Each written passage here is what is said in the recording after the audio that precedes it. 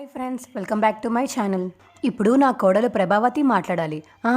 నేనేం మాట్లాడతాను? కొట్లాడడం తప్ప మాట్లాడడం రాదులే మా వదినకి. లేదు లేదు ప్రభా, మాట్లాడాల్సిందే, మాట్లాడు అని చెప్పి సుశీల అంటుంటే, నీకు తెలిసిందే మాట్లాడవే. నీ మనసులో వాళ్ళ కాపురం గురించి ఏమనుకుంటున్నావో అదే చెప్పు. ఇంకా అందరూ చెప్పాలి చెప్పాలి అంటే అయ్యయ్యో సరే చెప్తాను. వీళ్ళ పెళ్ళి నాకు ఇష్టం లేకుండా జరిగింది, అందుకే ఆ పెళ్ళిని నేను పెళ్లిగా ఒప్పుకోలేదు. కానీ తప్పదు, భరించాలి. ఈ ఇంటికి కోడలుగా ఒప్పుకోవాలి. సమాజం కోసమైనా ఒప్పుకొని తీరాలి. అదే అలవాటయింది. వాడు పుట్టి ఇన్నేళ్ళైనా నేను వాడిని భరించలేకపోతున్నాను. వాడికి పెళ్ళి అయితే ఏ భార్య వీడితో కాపురం చేయలేక భరించలేక పారిపోతుందనుకున్నాను. కానీ ఇది మొండిది. వాడి కోపాన్ని భరిస్తుంది, బాధలో ఉంటే క్షమిస్తుంది. వాడు తప్పు చేయనప్పుడు చేయలేదు అని కూడా నమ్ముతుంది. అందుకే వాళ్ళ కాపురం నిలబడింది అని ప్రభావతి అంటే ఇంకింట్లో అందరూ క్లాప్స్ కొడతారు. ఇలాగే తాకి తలకపోసుకుంటూ ఉన్న, మందు కొట్టినా, మందిని కొట్టినా, బావ మధ్య చేయి విరగ్గొట్టినా వాడి తప్పును క్షమిస్తూ సర్దుకుపోతూ కాపురాన్ని కాపాడుకోవే అని చెప్పేసి ప్రభావతి అంటుంటే, అబ్బబ్బబ్బబ్బా, మా అమ్మ మొదటిసారి నా మీనాని మెచ్చుకుంది. ప్రభావతి మంచివత అయింది. పోరా, నేను దాని అసలు జీవితంలోనే మెచ్చుకోను. సరే, ఇప్పుడు బాలు మాట్లాడాలి. నేనా? నాకు సిగ్గు. నథింగ్ డూయింగ్, మాట్లాడాల్సిందే. మాట్లాడన్నయ్యా. నాకు పెళ్ళి కాకముందు నేను ఇంట్లో ఒక మనిషిలా కూడా గుర్తు చేసేది మా నాన్నే. అలాంటి పరిస్థితుల్లో వీడు లక్షలు మింగేసి పారిపోయాడు. అంతే, నా జీవితం మలుపు తిరిగిపోయింది. మీనా నా జీవితంలోకి వచ్చింది. అందరూ నన్ను తాగుపోతుగానో కోపిష్టిగానో చూసేవారు. కానీ మీనా దృష్టిలో నేను కూడా మంచిగానే కనబడ్డాను. నాకు ఒక మనసు ఉందని మీనా గుర్తించింది. తన దృష్టిలో నన్ను నేను చూసుకుంటే నిజంగా నాకు నేను నచ్చేవాడిని. మీనా నన్ను మార్చేసిందని అందరూ అనుకుంటున్నారు, కానీ తన కోసమే నన్ను నేను మార్చుకున్నాను. కాబట్టి నేను మీనాకి మనస్ఫూర్తిగా థ్యాంక్స్ చెప్తున్నాను అని బాలు చెప్పగానే ఇంకింట్లో వాళ్ళందరూ క్లాప్స్ కొడతారు. ఇప్పుడు మీనా వదిన మాట్లాడుతుంది. నాకు పెద్దగా మాట్లాడడం రాదు, కానీ నా మనసులో మాటలు చెప్పాలని కూడా ఉంది. సంవత్సరం క్రితం ఇదే రోజు ఎందుకు ఇతన్ని పెళ్లి చేసుకున్నానా అని బాధపడ్డాను. ఇప్పుడు నా అదృష్టం కొద్దీ ఈయన చేసుకున్నానా అని అనుకుంటున్నాను. మా అమ్మ మామయ్య గారు కలిసి నాకు మంచి చేశారు. అందరికీ ఈయన కోపమే కనిపిస్తుంది, కానీ నాకు ఈయన మనసు మాత్రమే కనిపిస్తుంది. పసిపిల్లవాడి మనస్తత్వం. రేపు నాకు పిల్లాడు పుడితే మొదటి పిల్లాడు ఈయనే అవుతారు. నమ్మిన వాళ్ళని మోసం చెయ్యరు. ఎప్పుడూ నవ్వుతూ నవ్విస్తూ గొడవలు పడితే కనిపించే ఈ మనసు మాత్రం ఏదో వెళుతుంది, ఏదో బాధ ఉంది, ఏదో కష్టం ఉంది. కానీ అది ఎందువల్లో నేను ఇప్పటికీ తెలుసుకోలేకపోయాను అని మీనా అంటుంది. భార్యను ఎలా ప్రేమించాలో మా అన్నయ్యని చూసి నేర్చుకోవాలి. కాపురాన్ని ఎలా నిలబెట్టుకోవాలో మా వదిన చూసి నేర్చుకోవాలి. మేము అలాగే ఉండాలని కోరుకుంటున్నాను. అంటే మా మధ్య గొడవలు ఉన్నాయని కాదు, వీళ్ళలాగే అన్యోన్యంగా ఉండాలని కోరుకుంటున్నాను అని మౌనిక అంటుంది. ఇది అందరికీ వర్తిస్తుంది. ఇంకా మీ ఉపన్యాసాలు ఆపితే మనం వెళ్దాం అని సంజయ్ అంటుంటే, అయ్యో భోంచేసి వెళ్ళండి బాబు. లేదండి, నాకు ఫోన్లు వస్తున్నాయి, వెళ్ళాలి. పద మౌనిక అని చెప్పేసి సంజయ్ పిలుస్తుంటే, వెళ్తాంలే అమ్మా, వెళ్ళొస్తాను వదినా. సరే మౌనిక. ఇంకందరికీ బాయ్ చెప్పేసి వెళ్ళబోతుంటే, మౌనిక నేను కారు దాకా వస్తాను అని బాలు అంటాడు. అన్నయ్య మేము వెళ్ళొస్తాము, భోజనం టైంకి వెళ్ళిపోతున్నారు, భోజనం సెల్లుంటే బాగుండేది కదమ్మా. ఆయనకు అర్జెంటు పని ఉందన్నయ్య, ఈసారి వచ్చినప్పుడు తప్పకుండా భోజనం చేస్తామన్నయ్య, వచ్చినప్పుడు కదా అని మనసులో అనుకుంటాడు సంజు. జాగ్రత్త అమ్మా.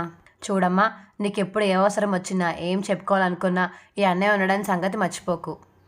ఎవరైనా ఏమైనా అంటే వెంటనే నాకు ఫోన్ చేసి చెప్పు, వాళ్ళ సంగతి నేను చూసుకుంటాను.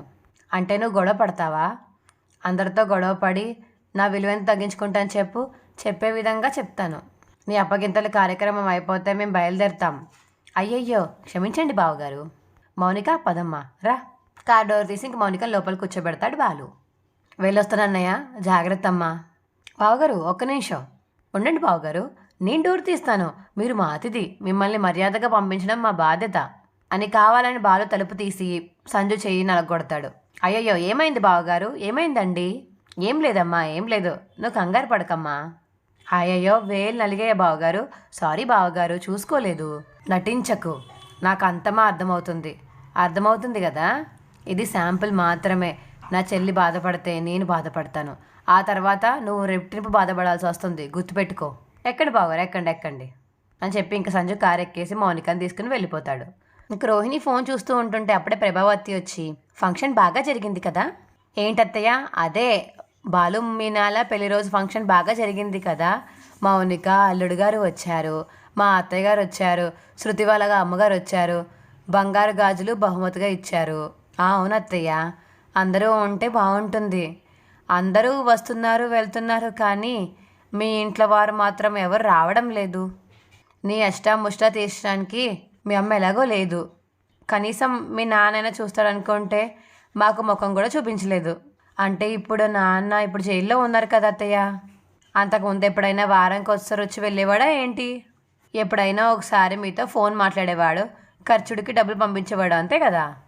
జైల్లోంచి బయటకు వచ్చాక ఖచ్చితంగా వస్తారు అత్తయ్య. రావాలని నేను కూడా కోరుకుంటున్నాను రోహిణి. ఏమవుతుందో ఏమో. అంటే మీ వాళ్ళు ఎవరు రావడం లేదని ఇంట్లో వాళ్ళందరూ అంటూ ఉన్నారు. వాళ్ళతో ఎందుకు అనిపించుకోవాలి నువ్వు? అందుకే చెప్తున్నాను అని అనేసి ఇంక ప్రభావతి అక్కడి నుంచి వెళ్ళిపోతుంది. ఇంక రోహిణి వాళ్ళ అమ్మకి ఫోన్ చేస్తుంది. అమ్మ కళ్యాణి, ఎలా ఉన్నావమ్మా? ఏదో అలా ఉన్నానులే, కానీ చింటూ ఏం చేస్తున్నాడు? స్కూల్కి వెళ్ళాడమ్మా. తను ఎలా చదువుతున్నాడని అడగా అర్హత కూడా నాకు లేదేమో కదమ్మా. అదేంటమ్మా అలా అంటావు? నీ కొడుకు గురించి నువ్వు కాకపోతే ఇంకెవరు ఆరాధిస్తారు? ఇంతకీ నీ ఆరోగ్యం ఎలా ఉందమ్మా? నా సంగతి సరే, నీ గొంతేంటి ఎలా ఉంది? అదేం లేదమ్మా, ఇంట్లో ఇవాళ బాలు మీనా పెళ్లి రోజు. ఓహో అలాగా, అవునమ్మా. వాళ్ళిద్దరూ మీనా వాళ్ళ పుట్టింటికి కూడా వెళ్ళొచ్చారు. శృతి వాళ్ళ అమ్మ, బాలు వాళ్ళ నానమ్మ కూడా వచ్చారు. అందరూ సందడిగా గడిపారు. నీ గొంతు అలా ఎందుకుందో ఇప్పుడు నాకు అర్థమైందమ్మా. అందరికీ అందరూ ఉన్నారు, కానీ నీకే ఎవ్వరూ లేరు. నేనున్నా లేనట్టే. నేను అందరిలో సంతోషంగా చూడాలని నాకు ఉంది, కానీ ఏం చేస్తాను? తిండికి తికానా లేని దాన్ని, కూతురికి చీర సారీ పెట్టలేని దాన్ని. నువ్వు బాధపడకమ్మా. నేను ఇప్పుడు అవన్నీ చేసమని అడిగాను నేను, నాకు చేసి పెట్టమని. వచ్చే వారం నేను ఇంటికి వస్తున్నాను, రామ్మా. కూతురు పుట్టింటికి వస్తానంటే అల్లుడిని కూడా తీసుకురా అని అనలేని పరిస్థితి నాది. అవసరం లేదులే అమ్మా. సరే సరే, మనోజ్ వస్తున్నాడు, నేను మళ్ళీ చేస్తాను, జాగ్రత్త అమ్మా, బాయ్ అని చెప్పేసి ఫోన్ కట్ చేస్తుంది రోహిణి. ఏంటి రోహిణి ఇక్కడేం చేస్తున్నావు? అది సర్లే కానీ నేను బయటికి వెళ్ళొస్తాను. అలాగే మనోజ్, బాయ్. ఉప్పు మిరపకాయలు ఎక్కడా అని సుశీల అడుగుతుంది. అదేంటండి ఇప్పుడేం పచ్చడి చేస్తారు? వాళ్ళకి తగిలిన దిష్టిని పచ్చడి చేస్తాను. మీరు కూడా వాళ్ళలాగే మాట్లాడుతున్నారే. వాడే, నేను నేనే. వెళ్ళి తీసుకురా. ఇగోండి, మిగతా వాళ్ళకు కూడా దిష్టి తీయండి. నువ్వెందుకు వాళ్ళని కలుపుతున్నావు? మరి మీరెందుకు వీళ్ళకి దిష్టి తీస్తున్నారు? ఫంక్షన్ అయింది వీళ్ళకే కదా. రోహిణి, మనోజ్ కూడా షాప్ ఓపెన్ చేయబోతున్నారు. శృతి డబ్బింగ్ చెల్లి సంపాదిస్తుంది. వాడు కూడా కార్ నడిపి సంపాదిస్తున్నాడు. మీనా కూడా పూలమ్మి సంపాదిస్తుంది. నువ్వు వాళ్ళ గురించి ఎందుకు ప్రత్యేకంగా చెప్తావు? వాళ్ళే నేను సెలెక్ట్ చేసిన కోడళ్ళు కాబట్టి. నేను ఎప్పుడు వాళ్ళని తక్కువ చేయలేదే. నువ్వెందుకు అసలు మీనాని తక్కువ చేస్తున్నావు? నేను దానికి మాత్రం ఏం తక్కువ చేశాను? ఇందానే కదా మెచ్చుకున్నాను, చప్పట్లు కొట్టారు.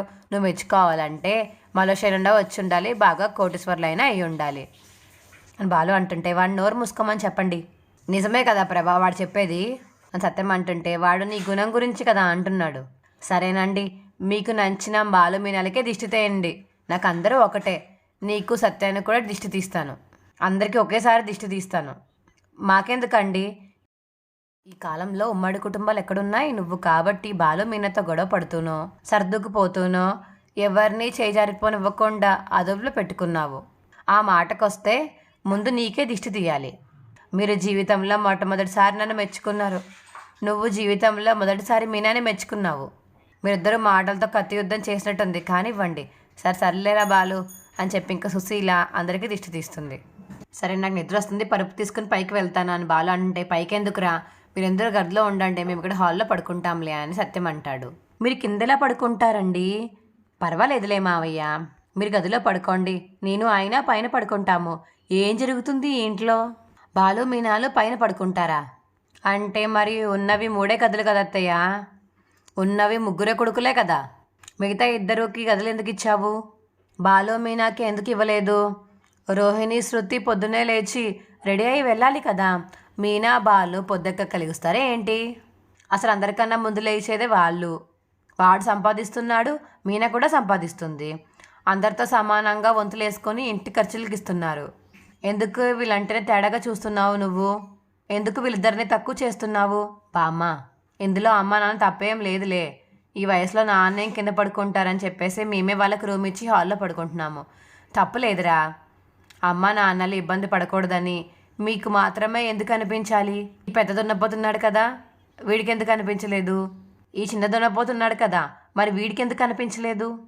ముగ్గురు నీ కడుపున పుట్టిన వాళ్ళే కదా, కానీ వీడిని మాత్రమే వేడి చేస్తున్నావు నువ్వు. ప్రతి విషయంలోనూ పనులన్నీ మీనాకే చెప్తున్నావు.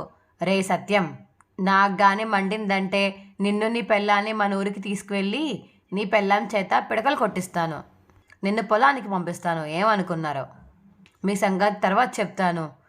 అదేంటి అత్తయ్య గారు ఇప్పుడే చెప్పారు, ఇంకో భాగం కూడా ఉందా? ఉంటుంది, ఖచ్చితంగా ఉంటుంది అని సుశీల అంటుంది.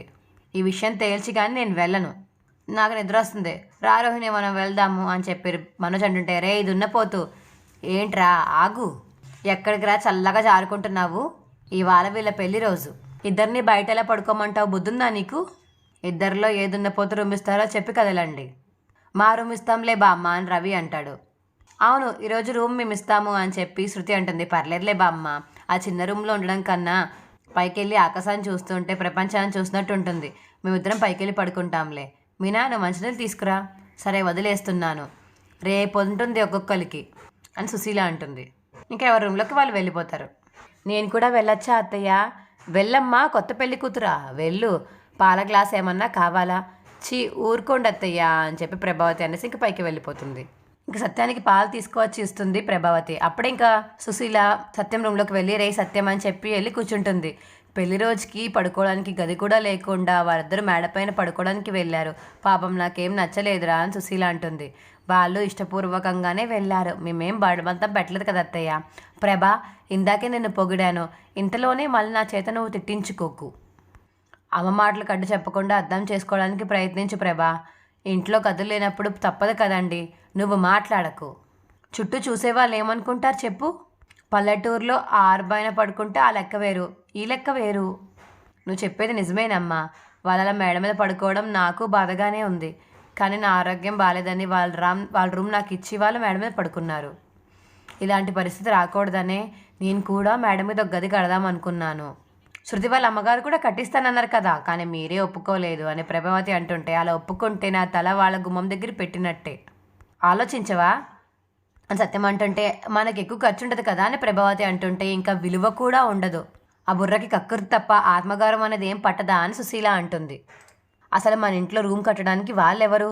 వాళ్ళు చెప్పడం నువ్వు వినడం, బుద్ధి లేకపోతే సరి. ఈరోజు కూడా చూశాను, మన గదిలినట్టు ఆవిడేదో దాతైనట్టు మాట్లాడుతుంది. వాళ్ళ మాటలకి తలాడించావంటే అంతే సంగతులు. మన ఇల్లు మనమే కట్టుకోవాలి అని సుశీల అంటే ఇంక అక్కడి నుంచి ప్రభావతి వెళ్ళిపోతుంది. ఒరేయ్, ఇది కోపంతో వెళ్ళిపోయిందా లేదా బాధగా పోయిందా? ఆ ముఖంలో భావాలు మనకు అర్థం కావలే కానీ వదిలే అమ్మా. సత్యం, నా మాట విని తొందరగా మేడపైన గది కట్టించు, నీకు అవసరమైతే దానికి కావాల్సిన డబ్బులు నేను చదువుతాను. నీకెందుకమ్మా భారం? నువ్వే అక్కడ ఎంతో కష్టపడి రూపాయి కూడబెట్టావు. నేను ఎంత కూడబెట్టుకున్నా నా బిడ్డ నా మనవళ్ళ కోసమే కదరా. నీకు ఎప్పుడు కావాలని అడుగు, నేను ఇస్తాను. అది కాదమ్మా, ఇంకేం ఆలోచించకు, తొందరగా పని మొదలుపెట్టు, సరేనా? సరేనమ్మా, పిల్లలతో కూడా ఒకసారి మాట్లాడి చెప్తాను. సరే, మా వీడియో ఎలా అనిపించిందో కింద కామెంట్ సెక్షన్లో తెలియచేయండి. అలాగే మా వీడియోని ఇప్పుడే లైక్ చేసి తప్పకుండా సబ్స్క్రైబ్ చేసుకోండి. పక్కనే ఉన్న గంట సింబల్ మీద క్లిక్ చేయండి, అప్పుడే మా వీడియోలు మీకు వస్తాయి. Bye friends.